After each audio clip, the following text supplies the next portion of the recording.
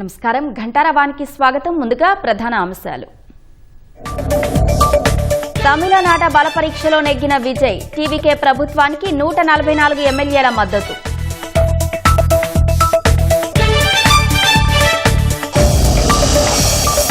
సంపూర్ణ లౌకిక విధానం టీవీకే అవలంబిస్తుందన్న విజయ్, అందరికీ సామాజిక న్యాయం అందిస్తామని వెల్లడి.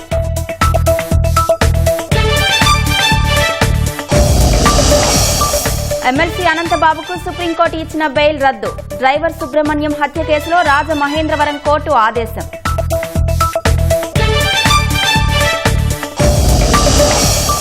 నిడమర్ వద్ద కిమ్స్ ఆసుపత్రికి సీఎం భూమి పూజ. రాజధానిలో బైసర్ స్కిల్ వర్సిటీకి శంకుస్థాపన.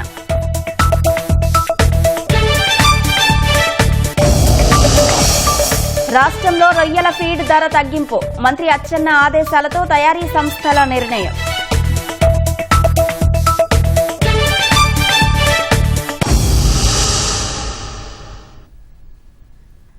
డ్రైవర్ సుబ్రహ్మణ్యం హత్య కేసులో వైసీపీ ఎమ్మెల్సీ అనంతబాబుకు గట్టి ఎదురుదెబ్బ తగిలింది. గతంలో సుప్రీంకోర్టు మంజూరు చేసిన బెయిల్ను రాజమహేంద్రవరం ప్రత్యేక న్యాయస్థానం రద్దు చేస్తూ సంచలన ఆదేశాలు జారీ చేసింది. సాక్షులను బెదిరించడం, నిబంధనలు ఉల్లంఘించిన నేపథ్యంలో ఈ మేరకు తీర్పు వెలువరించింది.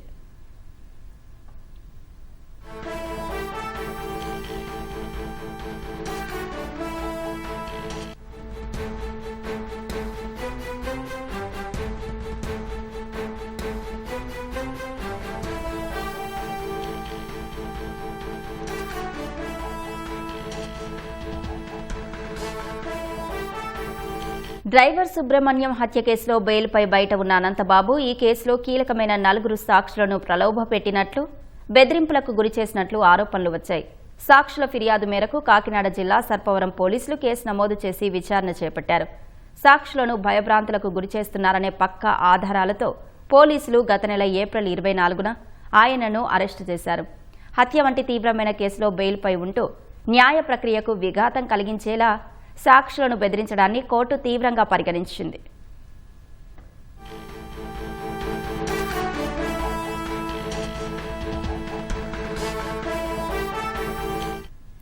నిబంధనలను ఉల్లంఘించినందున ఆయన బెయిల్ను రద్దు చేయాలని పోలీసులు దాఖలు చేసిన పిటిషన్పై కోర్టు సుదీర్ఘంగా విచారించింది. ప్రత్యేక పబ్లిక్ ప్రాసిక్యూటర్ ముప్పాల సుబ్బారావు పోలీసుల తరపున వాదనలు వినిపించారు. సాక్ష్యాలను తారుమారు చేసే ప్రయత్నం జరిగిందని ఆధారాలతో నిరూపించారు. వాదోపవాదనలు విన్న అనంతరం కోర్టు అనంతబాబు బెయిల్ను రద్దు చేసింది. దీంతో ఈ హత్య కేసు విచారణ పూర్తయ్యే వరకు ఆయన రాజమహేంద్రవరం సెంట్రల్ జైల్లోనే రిమాండ్ ఖైదీగా ఉండనున్నారు. డ్రైవర్ సుబ్రహ్మణ్యం హత్య కేసులో ఈ నెల 20వ తేదీ నుంచి న్యాయస్థానం రెగ్యులర్ విచారణ ప్రారంభించనుంది.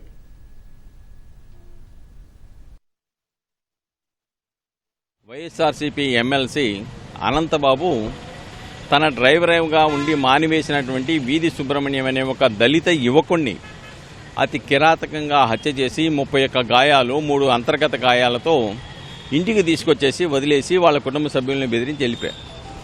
దాని మీద ఇక్కడ జిల్లా కోర్టు కానీ హైకోర్టు కానీ బెయిల్ రద్దు చేసింది. వాళ్ళకి ఇవ్వాల. తర్వాత సుప్రీంకోర్టుకు వెళ్ళి డిఫాల్ట్ బెయిల్ తెచ్చుకున్నారు. దాని మీద బెయిల్ మీద ఉన్నాడు. ఆ బెయిల్ నిబంధనల ప్రకారం ఏంటంటే సాక్షులను ప్రభావితం చేయకూడదు, ప్రలోభ పెట్టకూడదు, బెదిరించకూడదు. కానీ ఇక్కడ జిల్లా కోర్టులో ఆ కేసు విచారణకు వచ్చినప్పుడు ఇంకా షెడ్యూల్ ఇస్తాము, విచారణ ప్రారంభిస్తామన్నప్పుడు వీళ్ళు దాంట్లో ప్రధానంగా ఉన్నటువంటి ఒక 4 సాక్షుల్ని ప్రభావితం చేయడానికి ప్రయత్నం చేయటమే కాకుండా వాళ్ళని నిర్బంధించి వాళ్ళకి ఒక్కొక్కరికి ₹1,00,000 ఇచ్చేసి మీరు ఈ దీంట్లో అనంతబాబుకు అనుకూలంగా సాక్ష్యం చెప్పాలి, లేకపోతే మిమ్మల్ని బతకనివ్వమని చెప్పడం, అలాగనే వివిధ రకాలుగా బెదిరింపులు చేసిన తర్వాత వాళ్ళు పోలీసు వాళ్ళకి మరుసటి రోజు ఉదయం ఫిర్యాదు ఇవ్వటం. ఫిర్యాదు ప్రాతిపదికగా అనంతబాబుతో పాటు అతనితో మరొక 3 నేర చరిత్ర కలిగిన వాళ్ళు కూడా ముద్దాయిలుగా పెట్టడం. దాంట్లో అనంతబాబుని అరెస్ట్ చేశారు. అలాగనే మిగిలిన 2 నేర చరిత్ర ఉన్న అరెస్ట్ చేశారు. మొన్న జైల్లో ఉన్నారు ప్రస్తుతం. అయితే ఈ పరిస్థితిని దృష్టిలో పెట్టుకొని ఈ యొక్క జైలు యొక్క నిబంధనలను ఉల్లంఘించారు కాబట్టి వీధి సుబ్రహ్మణ్యం హత్య కేసులో ఇచ్చినటువంటి బెయిల్ను రద్దు చేయమని పిటిషన్ వేశాం. దానికి కావాల్సిన ఆధారాలు చూసాం. ₹4,00,000 ఎలా స్వాధీనం చేసుకున్నా చూసాం. దాంట్లో ఏ విధంగా అరెస్ట్ చేశారో మొత్తం కూడా ఛార్జ్షీట్తో సహా, దాంట్లో రిమాండ్ రిపోర్టుతో సహా ఆధారాలని న్యాయస్థానం ముందు పెట్టాం. అతను కనుక బయట ఉంటే సాక్షులను ప్రభావితం చేయటమే కాదు, జస్టిస్ అనేది జరగదు. ఫ్రీ టైల్ స్వేచ్ఛాయుతమైనటువంటి విచారణ జరిగే అవకాశాలు లేవు. కాబట్టి ఆయన లోపలుండి మాత్రమే విచారణ జరపాలని చెప్పేసి పిటిషన్ వేశాం. దానికి సంబంధించిన ఆధారాలు ఇచ్చాం. దానివల్ల పర్యవసానాలు చెప్పాం. లిబర్టీ అంటే, స్వేచ్ఛ అంటే సాక్షుల్ని బెదిరించడం కాదు. కాబట్టి లిబర్టీ అంటే సాక్షుల్ని బెదిరించినాడు. కాబట్టి ఈ యొక్క వైలేషన్ క్లియర్గా కనబడుతుంది. కాబట్టి ఆ బెయిల్ రద్దు చేయమన్నాం. ఈ రోజున న్యాయమూర్తి గారు గన్నం సునీత గారు మేము వేసినటువంటి వాదనను అంగీకరిస్తూ అతనికి ఇచ్చిన బెయిల్ రద్దు చేసి వచ్చే వాయిదాకే ఆయన్ని కోర్టులో హాజరుపరచమని చెప్పింది. ఇంకొకటి, సాక్షులను బెదిరించిన కేసులో అనంతబాబుని అరెస్ట్ చేశారు. ఆయన గత 25వ తారీఖు నుంచి ఇప్పటివరకు కూడా జైల్లో ఉన్నాడు. దాని మీద ఈ నెల 15వ తారీఖున ఆదేశాలు ఇస్తానని చెప్పేసి వాయిదా వేశారు. అంతేకాకుండా సుప్రీంకోర్టు ఆదేశాల ప్రకారం నవంబర్ 30వ తారీఖు లోపుగా కేసు యొక్క తీర్పు పరిష్కారం అవ్వాలి. కాబట్టి త్వరితగతిన విచారించాలి. కాబట్టి దాని ప్రాతిపదికగా ఈ నెల 20వ తేదీ నుంచి 26వ తేదీ వరకు 12 మంది సాక్షులను విచారించడానికి ఈ రోజున షెడ్యూల్ ఇచ్చారు. 20వ తారీఖు నుంచి, ఈ నెల 20వ తారీఖు నుంచి ఈ కేసులో సాక్ష్యాల విచారణ ప్రారంభమవుతోంది. కాబట్టి ఏదేమైనప్పటికి కూడాను సాక్షులకి ఇప్పటికి కూడా పోలీస్ యంత్రాంగం రక్షణతోనే తీసుకురావాల్సిన పరిస్థితి ఉన్నది. వాళ్ళకి ప్రాణాలకు ముప్పు ఉంది. కాబట్టి ఏదేమైనా కూడా త్వరితగతిన ఈ కేసు విచారణ జరగడానికి ఈ రోజు ఇచ్చిన తీర్పు కానీ, లేదంటే ఈ రోజు ఇచ్చిన విచారణకి ఇచ్చిన గడువులు కానీ, తేదీలు కానీ స్పష్టంగా తెలియజేస్తా ఉన్నాయి. పెంచిన రొయ్యల ఫీడ్ ధరల అమలును తక్షణమే నిలిపివేయాలని మంత్రి అచ్చెన్నాయుడు ఆదేశించారు. ఒక్కసారిగా ధరలు పెంచడం వల్ల ఆక్వా రైతులపై తీవ్ర భారం పడుతుందని మంత్రి ఆందోళన వ్యక్తం చేశారు. రొయ్యల ఫీడ్ ధరలపై మంత్రి అచ్చెన్నాయుడు వీడియో కాన్ఫరెన్స్ నిర్వహించారు. సమావేశంలో ఫీడ్ మ్యానుఫ్యాక్చర్స్ అసోసియేషన్ ప్రతినిధులు, రైతులు, అధికారులు పాల్గొన్నారు. రైతులకు నష్టం కలిగించే నిర్ణయాలేవి ఏకపక్షంగా తీసుకోరాదని అచ్చెన్నాయుడు స్పష్టం చేశారు. మంత్రి ఆదేశాలను గౌరవిస్తూ ధరల పెంపును అసోసియేషన్ నిలిపివేసింది. శుక్రవారం జరిగే సమావేశంలో రైతులు, ఫీడ్ తయారీ సంస్థలు, అధికారులతో చర్చించి అందరి అభిప్రాయాలతో తీసుకున్నాకే నిర్ణయాన్ని అమలు చేస్తామని అసోసియేషన్ ప్రతినిధులు తెలిపారు. ఆక్వా రంగాన్ని కాపాడేందుకు ప్రభుత్వం పూర్తి స్థాయిలో అండగా ఉంటుందని మంత్రి అచ్చెన్నాయుడు హామీ ఇచ్చారు. రాయలసీమ ప్రాంతాల్ని ఆధ్యాత్మిక హబ్తో పాటు పర్యాటక కేంద్రాలుగా తయారు చేస్తామని మంత్రి దుర్గేష్ వెల్లడించారు. ఇప్పటికే సీఎం, డిప్యూటీ సీఎం నేతృత్వంలో అనేక కార్యక్రమాలు చేపట్టామని, రాబోయే రోజుల్లో విశాఖ, తిరుపతిని ఐకానిక్ హబ్గా తయారు చేసేందుకు ప్రణాళిక రూపొందించామన్నారు. ఇవాళ వీఐపీ ప్రారంభ విరామ దర్శన సమయంలో ఆయన తిరుమల శ్రీవారిని దర్శించుకున్నారు. టీటీడీ అధికారులు స్వాగతం పలికి దర్శన ఏర్పాట్లు చేశారు. అనంతరం స్వామివారిని దర్శించుకుని మొక్కులు చెల్లించారు. దర్శనం అనంతరం రంగనాయకుల మండపంలో పండితులు ఆశీర్వచనం చేసి స్వామివారి తీర్థ ప్రసాదాలను అందజేశారు.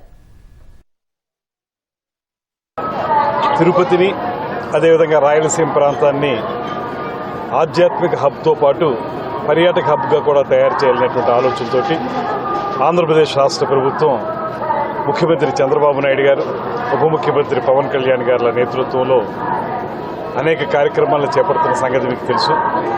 ముఖ్యంగా రాబోయే రోజుల్లో ఒక పక్కన విశాఖపట్నం, మరో పక్కన తిరుపతి, ఈ రెండింటినీ కూడా ఐకానిక్ హబ్స్గా తయారు చేయడానికి ఒక ప్రత్యేకమైన కార్యక్రమాన్ని చేపడతా ఉన్నాం.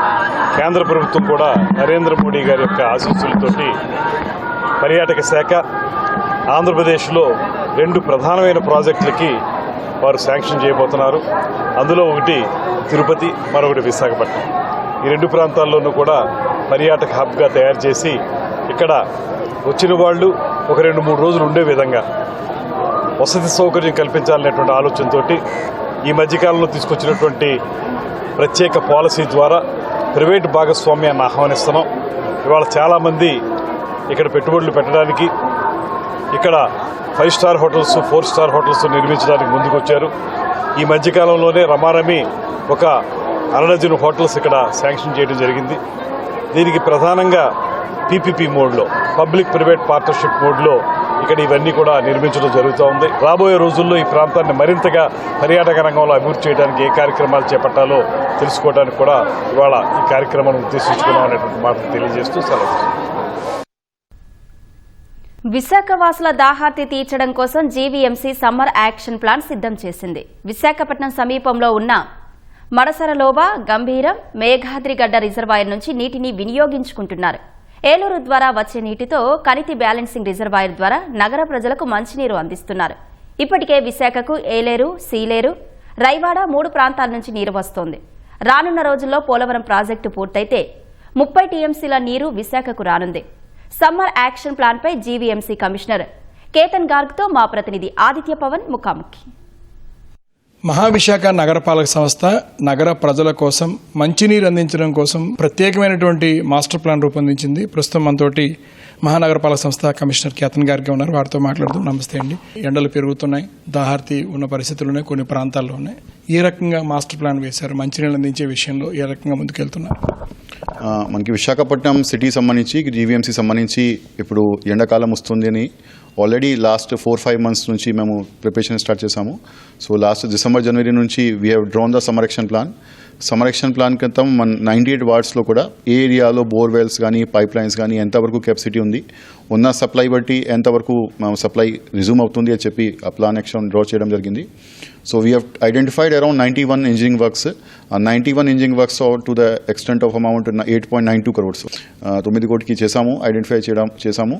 దానిలో ఫ్లషింగ్ కానీ, కొత్త బోర్వెల్స్ కానీ, డీపెనింగ్ కానీ, అదేవిధంగా పైప్ లైన్స్లో లీకేజెస్ ఉంటాయి, వాళ్ళ రెక్టిఫికేషన్ కానీ, పైప్ లైన్స్ డ్రైన్స్లో క్రాసింగ్ ఉన్న వాళ్ళకి రెక్టిఫికేషన్ కానీ, అట్లాంటివి ఒక 6 to 7 కేటగిరీస్లో వర్క్ ఐడెంటిఫై చేయడం జరిగింది. ఆల్మోస్ట్ 90% వర్క్ కూడా కంప్లీట్ అయినాయి.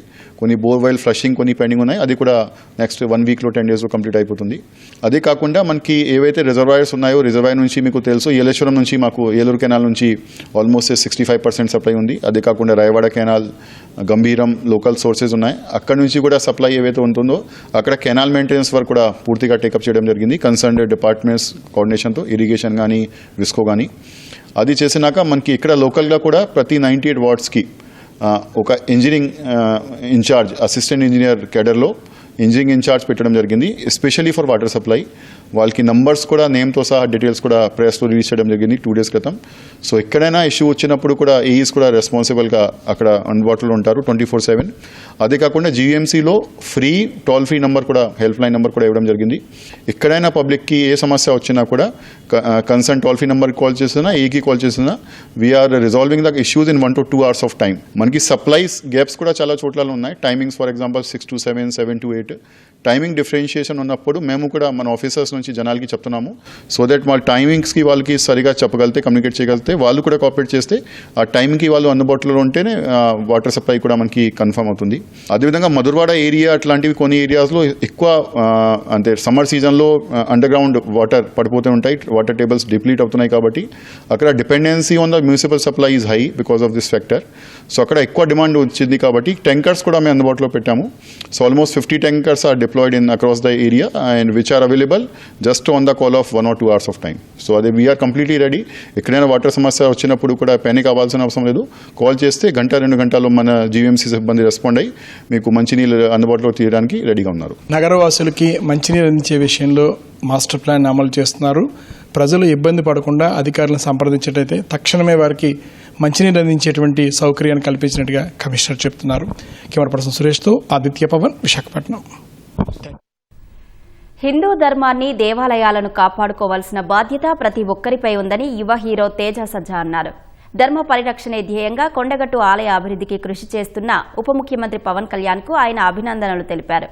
హీరో తేజ విడుదల చేసిన వీడియోను ఉప ముఖ్యమంత్రి పవన్ కళ్యాణ్ సామాజిక మాధ్యమాల్లో పోస్టు చేశారు. అందరికీ నమస్కారం. మన ధర్మాన్ని, మన దేవాలయాలను కాపాడుకునే అంశంలో ప్రతి ఒక్కరి బాధ్యతను గుర్తు చేస్తూ సనాతన ధర్మం కోసం నిలబడే నాయకుడు డిప్యూటీ సీఎం శ్రీ పవన్ కళ్యాణ్ గారు రాష్ట్ర సరిహద్దును చెరిపేసి ధర్మ పరిరక్షణ ధ్యేయంగా చేసిన కొండగట్టు ఆలయ అభివృద్ధి పనులు ఆ క్షేత్ర అభివృద్ధికే బాటను పరిచాయి. ఆంధ్రప్రదేశ్లో శ్రీకాళహస్తి, రామతీర్థం, ఆలయ గిరి ప్రదక్షిణ మార్గాలకు కొత్త రోడ్లు, ఇలా ఎన్నో సత్కార్యాలు భక్తుల్లో కొత్త ఉత్తేజాన్ని నింపాయి. ఇలా మన పవన్ కళ్యాణ్ గారు ఎన్నో గొప్ప పనులు చేయాలని మనస్ఫూర్తిగా ఆశిస్తూ ఆయనకి ప్రత్యేక కృతజ్ఞతలు.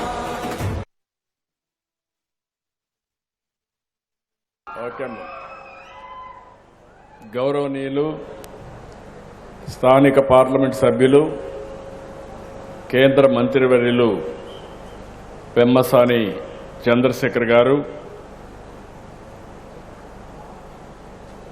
National security advisory board honourable member, government of ఆంధ్రప్రదేశ్కి ఒక అడ్వైజర్గా పెట్టుకొని టెక్నాలజీ ముందు తీసుకుపోవడానికి మనం వారి సహకారం అడిగితే చాలా బాగా సహకరిస్తున్నాడు. ఎమినెంట్ సైంటిస్ట్ అలాంటి సతీష్ రెడ్డి గారికి మనస్ఫూర్తిగా గట్టిగా అందరం అభినందించాల్సిన అవసరం ఉంది. చాలా బాగా పనిచేస్తున్నారు. ఆనరబుల్ మెంబర్ ఆఫ్ పార్లమెంట్ మన అమలాపురం హరీష్ బాలయోగ్ గారు, చైర్మన్ ఎండి కిమ్స్. ఇప్పుడే చూశారు, మీ అందరినీ బిజినెస్ పీపుల్గా తయారు చేయడానికి, ఆంట్రప్రెన్యూర్గా తయారు చేయడానికి బ్రహ్మాండమైన ఆలోచనలు ఇచ్చారు. ఆయనే ఒక స్ఫూర్తి కూడా. ఎందుకంటే మీరందరూ గుర్తుపెట్టుకోవాల్సింది 2004 ఆ రోజు హైదరాబాద్లో సికింద్రాబాద్లో ఒక హోటల్ అది. ఆ హోటల్కి చాలాసార్లు నేను వెళ్ళేవాడిని. సీఎంగా వెళ్ళా, మినిస్టర్గా వెళ్ళా, అంత మునుపంతా కూడా పార్టీలో అనేక కార్యక్రమాలు ఎవరైనా కలవాలంటే చిన్న హోటలే. అలాంటి హోటల్ని తీసుకొని అప్పట్లో కన్స్ట్రక్షన్లో ఉన్నారు కాబట్టి ఒక 100 కోట్లు వీళ్ళ ఈక్విటీ, అదే సమయంలో ఒక 200 కోట్లు అప్పు తీసుకొచ్చి 22 సంవత్సరాలే, 5-6 డికేడ్స్ కాదు, భాస్కర్ రావు గారు దాన్ని సమర్థవంతంగా నిర్వహించి ఈరోజు దాన్ని 30,000 కోట్ల రూపాయలు ఆస్తి చేశాడు. ఆ ఆస్తి చేశాడంటే ప్రజలకు సేవ చేయడమే కాకుండా ఎప్పటికప్పుడు ఇన్నోవేషన్స్తో ముందుకు పోతూ సస్టైనబిలిటీ కోసం లాభార్జన కూడా చాలా ముఖ్యం. నేను అందుకే ఒక మాట చెప్తాను, ఏదైనా పెట్టుబడి పెట్టినప్పుడు పెట్టుబడికి వడ్డీ కూడా రాకపోతే, అప్పులు కూడా తిరిగి కట్టకపోతే తిరిగి అప్పు కూడా ఇవ్వరు, ఆస్తులు కూడా జప్తు చేస్తారు. అదే కానీ ఎప్పటికప్పుడు ఆంట్రప్రెన్యూర్గా ఉండి దాన్ని ముందుకు తీసుకుపోయి మళ్ళీ కానీ మనం కానీ చేయగలిగితే సంపద సృష్టించడం చాలా సులభం. అలాంటి సంపద సృష్టించడానికి దారి చూపినటువంటి భాస్కర్ రావు గారిని మనస్ఫూర్తిగా అభినందిస్తున్నా. ఎక్కువ టైం తీసుకున్నా చాలా చక్కగా చెప్పాడు. అదే మరిగా director BSCPL infrastructure limited CNI గారు, collector district collector Sainath Varma గారు, ప్రత్యేకంగా కిమ్స్ ఇప్పుడు బైసర్, ఈ కుటుంబ సభ్యులందరికీ కూడా మనస్ఫూర్తిగా అభినందనలు, స్వాగతం సుస్వాగతం ఈ మీటింగ్కి. ఎందుకంటే నాకు మనసుకు దగ్గరగా ఉండే కార్యక్రమం ఇది. అమరావతి అభివృద్ధి కావాలంటే చాలామంది పారిశ్రామికవేత్తలు ముందుకు రావాల్సిన అవసరం ఉంది. అలాంటి ఈరోజు మీరు చూసినప్పుడు Bollineni institute of skill development and research, ఇప్పుడే ఆయన ఒక విజన్ కూడా ఇచ్చారు భాస్కర్ రావు గారు. నాకు బాగా జ్ఞాపకం, హైదరాబాద్లో నేను సీఎం అయినప్పటికీ చాలా హాస్పిటల్స్ తక్కువ ఉండేటివి, 2, 3 హాస్పిటల్స్ ఉండేటివి, హోటల్స్ కూడా లేవు, ఒక కన్వెన్షన్ సెంటర్ కూడా లేదు. అక్కడి నుంచి నేను టెంట్లు వేసి CAI కాన్ఫరెన్స్లు పెట్టేవాడిని. అదే సమయంలో నేను హైదరాబాద్ని ఒక హెల్త్ హబ్గా తయారు చేయడానికి ఆ రోజు కోడెళ్ల శివప్రసాదరావు గారు హెల్త్ మినిస్టర్గా ఉంటే గల్ఫ్ పంపించేవాడిని. అక్కడి నుంచి వస్తే టూరిజం అభివృద్ధి అవుతుంది, ఆరోగ్యానికి కూడా హైదరాబాద్ కేంద్రంగా అవుతుందని చెప్పి ఆ రోజు ఆలోచించాం. అక్కడి నుంచి మీరు చూస్తే ఈరోజు నేను గర్వంగా చెప్పగలుగుతున్నా, దేశానికి మెడికల్ హబ్గా హైదరాబాద్ తయారైందంటే ఆ రోజు వేసిన ఫౌండేషను, దానికి సహకరించినటువంటి కిమ్స్ లాంటి మేనేజ్మెంట్లు అని చెప్పి కూడా నేను మీకు తెలియజేస్తున్నా. ఈరోజు మనందరం కూడా బైజర్ అమరావతి గడ్డపై నుంచి ఇది ఒక వినూత్నమైన ప్రయోగం. విద్యా వైద్యంలో తిరుగులేని స్థానంలో ఉండాలి. ఇప్పుడే ఎక్స్ప్లెయిన్ చేశారు. 25 ఎకరాల్లో చేపడుతున్నారు. ఇది 23 ఎకరాల్లో కాలేజీ ఏర్పాటు చేస్తారు. ఇందులోనే స్కిల్ కూడా సెంటర్ కూడా ఎస్టాబ్లిష్ చేస్తారు. నా దగ్గరికి ఫస్ట్ టైం భాస్కర్ రావు గారు వచ్చి మాట్లాడారు.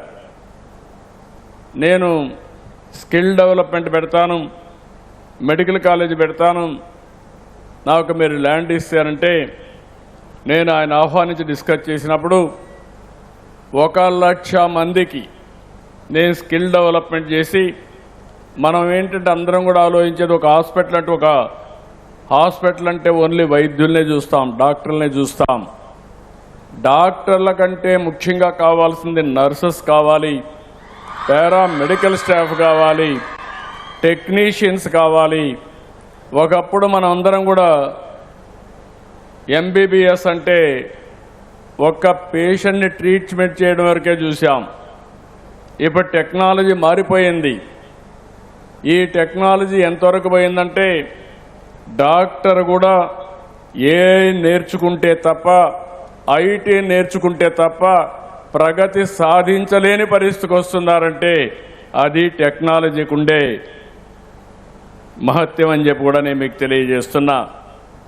రెండో విషయం కూడా ఇక్కడ నేను చూశాను, పిల్లలందరినీ ఎంత ఉత్సాహంగా ఉన్నారంటే, మీ ఉత్సాహం చూస్తూ ఉంటే నా విజన్ తప్పకుండా సాధిస్తానని నమ్మకం నాకు వస్తూ ఉంది.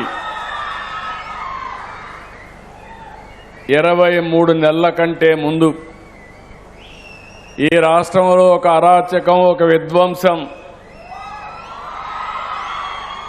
నా జీవితంలో అలాంటి పాలన ఎప్పుడూ నేను చూడలేదు, చూస్తాను కూడా అనుకోను.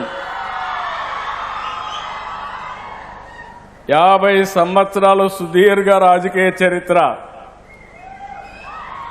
అలాంటివి మీరు చూసినప్పుడు నేనే ఎప్పటికప్పుడు నేర్చుకుంటానే ఉంటాను. అనునిత్యం నేను నిత్య విద్యార్థిని. ఇప్పుడు భాస్కర్ రావు గారితో మాట్లాడినప్పుడు ఒక మాట అంటే నా మైండ్లో నా కంప్యూటర్లు ఎక్కించుకున్నాను. 1,00,000 ఉద్యోగాలు మా పిల్లలకి ఇవ్వాలనేది నా ప్రగాఢమైన ఆలోచన. మా ఆఫీసర్లు చెప్తే ఒకటే మాట చెప్పాను, మీరు బిజినెస్ రూల్స్ చూస్తారు, నేను పిల్లల భవిష్యత్తు చూస్తాను, మీకు నాకు ఇదే తేడా అని కూడా నేను చెప్పాను.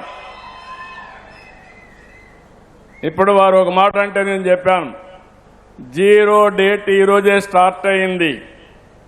పక్కనే సీనయ్య కూడా ఉన్నాడు. మేము చేస్తాం సార్ అన్నారు. కాదు, ఇదే రోజు 2027 ఇక్కడికి వస్తా, ఇనాగరేషన్ చేస్తున్నా. ఇనాగరేషన్ డేట్ కూడా ఫిక్స్ చేశాను. No option. ఎప్పుడు కూడా నేను ఎక్కడ పోయినా కూడా పెద్ద పెద్ద ఫ్యాక్టరీస్, గూగుల్ మొన్నే ఫౌండేషన్ వేసాం. ఫౌండేషన్ వేస్తే వాళ్ళు సెప్టెంబర్ అంటే కాదు, ఆగస్టు 15 మంచి రోజు, స్వాతంత్రం వచ్చిన రోజు. గూగుల్ కూడా ఆగస్టు 15 కంటే ముందు ఇనాగరేషన్ చేయాలని 2028 ఆగస్టు 15 కంటే ముందే గూగుల్ విశాఖపట్నంలో ఆపరేషన్లు ప్రారంభిస్తుంది.